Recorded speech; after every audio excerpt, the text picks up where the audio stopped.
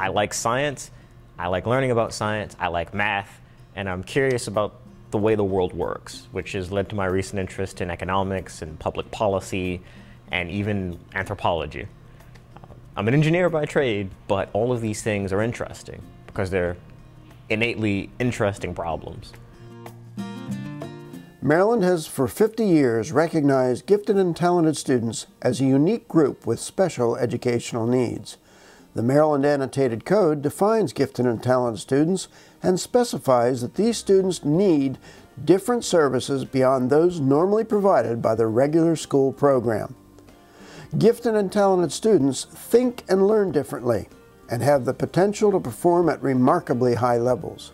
These students are found in all cultural groups and across all economic levels.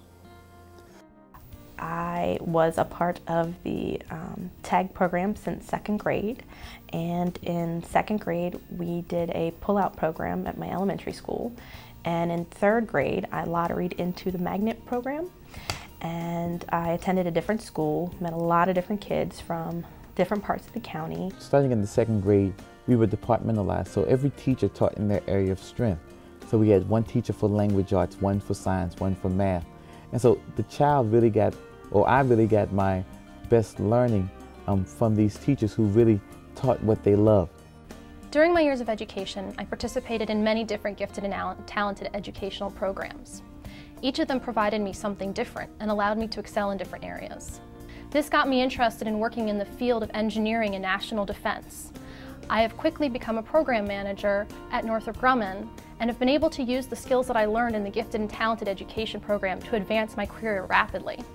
Every day I use the organizational and problem-solving skills that Gifted and Talented Education taught me to solve problems that we encounter working with customers and various different shareholders in the programs that we work. In the 3rd grade, I was placed into a GATE math program. Then in the 6th through 12th grades, I was with the Ingenuity program. I knew Ingenuity was about math and science, and I knew I liked math and science. So it was pretty natural of me to apply for Ingenuity in the 6th grade. I was a little reluctant about it at first, but my mother said, apply. If you don't like it, you can always get out. So I applied, and I happened to get in. English and the social studies, like history or geography, those kind of things, they were always a little bit of a struggle for me. I wouldn't say that I really struggled to get grades in there, but really it was more of a struggle to become interested in those topics.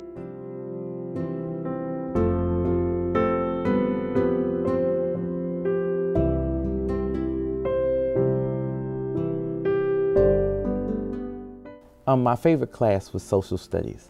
I still am a social studies lover to this day. This was best for my learning style because I am a very interpersonal person. That is one of my areas of strength. That really helped me because I was able to do speeches, I was able to do debates and make various presentations based upon the material that I had learned. We were introduced to it very early on in 4th or 5th grade, and we got all of the different languages, French, German. I think we even learned some Japanese or Chinese, like the beginning of it. And then in 6th grade, we had a choice to learn the beginning of French or the beginning of Spanish, and I chose the beginning of Spanish. I went all the way to Spanish 5, which a lot of people don't do. One of the things I grew to appreciate about my Magnet and Gifted and Talented courses was that there was a lot more open-ended discussions. We were encouraged to share with each other what we were learned, raise our hands, do extra credit, and take on extra assignments outside of school. We were encouraged to learn, and that was one of the things that I value most about the program, was the opportunity to be proud of the fact that I was searching for more knowledge, that I wanted to achieve more than just what was expected of me in the classroom, and that there were opportunities for me as an individual to grow. When we did a science class, instead of just reading over it in a textbook, we actually go out and do an independent science project, starting in the 6th grade for Ingenuity for me. And that just builds and builds and builds. They train you from literally 6th grade to think like a scientist, to think analytically, and to look at a problem and see, how can I design an experiment about it, and how can I test it? The mentorship program I did in high school was to help me further my interest in chemistry. I was taking advanced placement chemistry as a senior at the time, and I got the mentorship program here at the Applied Physics Lab in a chemistry lab here. My first project here as a mentorship student was to investigate a I guess it was called a meat spoilage sensor, and we were trying to find a chemical that we could embed within like a polymer disc that we could package with a piece of meat, and the sensor would change colors when the meat would go bad or spoil.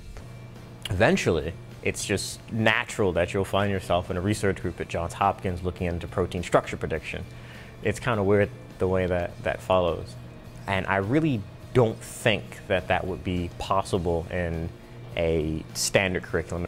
Today, Northrop Grumman trusts in me and the work I do and the education that I received as part of the Gifted and Talented Educational Program. In the same way, I trust the state that they will continue to improve these programs and increase these opportunities so that one day when I have my own children, they too will be able to participate in gifted and talented educational programs. I remember my first grade teacher, Mr. Randy Robinette, who was a stickler for doing what was right and for making sure things were done.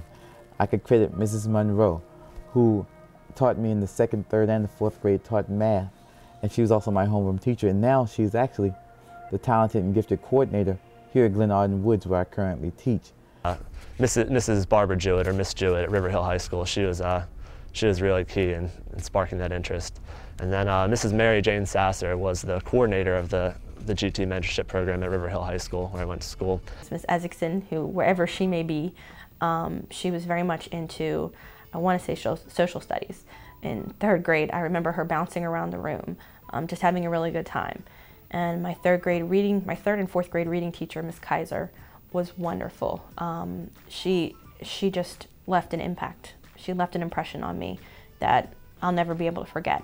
I'm just now realizing how special a mentor like that is, and how fortunate I've been to have mentors like Dr. Gray and Miss Saylor in my life, and how did I forget Mr. Jutras in my life. A renewed commitment to the education of our most capable students is an economic imperative and a moral duty.